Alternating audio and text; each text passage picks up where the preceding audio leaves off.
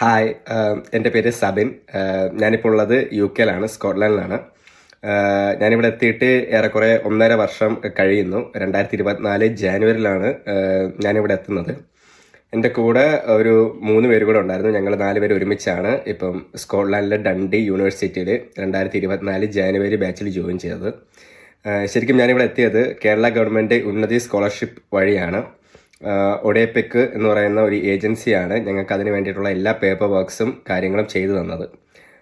ശരിക്കും ഇന്നിപ്പോൾ എനിക്ക് വളരെയധികം സന്തോഷമുണ്ട്. കാരണം എൻ്റെ ജീവിതം മാറിപ്പോയ ആ ഒരു രീതി ഒരിക്കലും കേരള ഗവൺമെൻറ് സഹായത്തോടെ അല്ലാണ്ട് എനിക്ക് UK എന്ന് പറയുന്ന ഒരു രാജ്യത്തേക്ക് എത്തിപ്പെടാൻ പറ്റില്ലായിരുന്നു.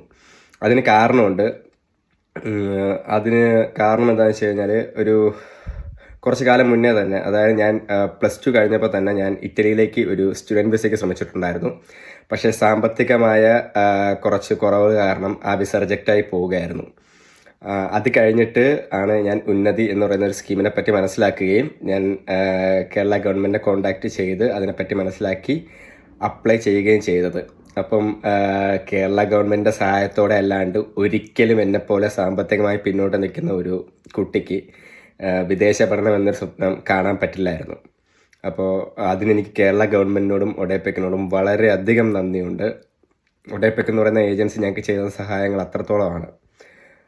അപ്പോൾ 2025 2026 വർഷം തികയുമ്പോഴത്തേക്കും ഈ ഉന്നതി സ്കോളർഷിപ്പ് വഴി വിദേശത്തേക്ക് എത്തി പഠിക്കാൻ കഴിഞ്ഞ കുട്ടികളുടെ എണ്ണം 1000 തികയുകയാണ്.